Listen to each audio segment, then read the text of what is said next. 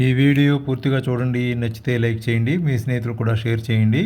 Subscribe చేసుకోవటం మాత్రం మర్చిపోకండి. సబ్స్క్రైబ్ చేసుకుంటే నా వీడియోలన్నీ చూడవచ్చు. తిరునాంగూర్ దివ్య దేశాల్లో 5వ దివ్య దేశం ఇది.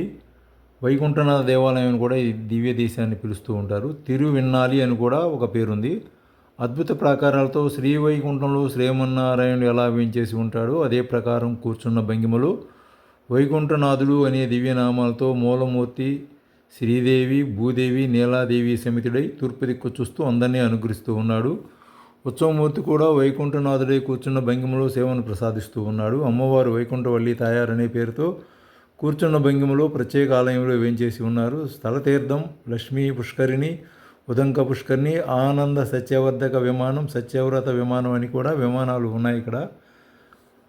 స్థల పురాణం ప్రకారం ప్రతి జీవుడు కూడా పరమ పురుషార్థమైన మోక్షాన్ని పొంది అక్కడ వైకుంఠనాథునికి ఆ దివ్యలోకంలో కైంకర్యం చేయాలని ఆశతో ఉంటారు. అదే ప్రకారం శ్వేతకేతువు అనే రాజు అతని ధర్మపతిని దమయంతి పరమపదంలో వైకుంఠనాథుడికి సేవ చేయాలనే ఉద్దేశంతో రాజ్యసుఖ భోగాలని పరిత్యజించి గాఢంగా తపస్సు చేశారు. ఫలితంగా వీళ్ళిద్దరూ వైకుంఠానికి వెళ్ళిపోయారు. అక్కడ భగవంతుడి దర్శనం దొరకలేదు. అది కాకుండా ఆ లోక విరుద్ధంగా వీళ్ళకి ఆకలి, దప్పిక, నిద్ర, బాధ, కష్టం అన్నీ కలిగాయి.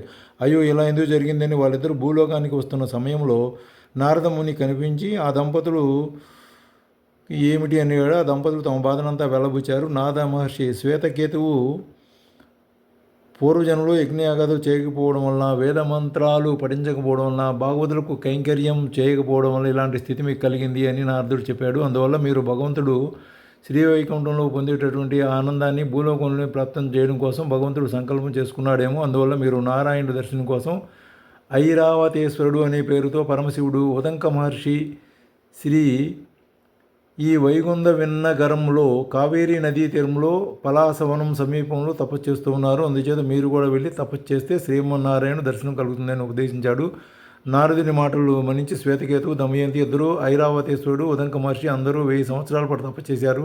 వాళ్ళ తపస్సుకు మెచ్చిన భగవంతుడు శ్రీ వైకుంఠనాథుడిగానే ఇక్కడ వాళ్ళకి దర్శనం భాగ్యాన్ని కలిగించాడు. వాళ్ళ ప్రార్థన మేరకు దేవదేవి ఈ దివ్య దేశంలో వైకుంఠనాథుడిగా వేంచేసి ఉన్నాడు.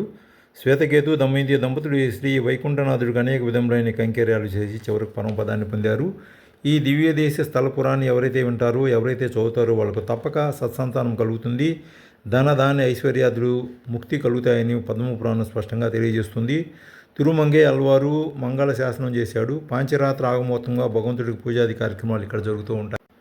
ఇది చిదంబరం నుండి 34 కిలోమీటర్లు. ఆటోలు, బస్సులు ఎప్పుడు తిరుగుతూ ఉంటాయి. అలా వెళ్ళి రావచ్చు.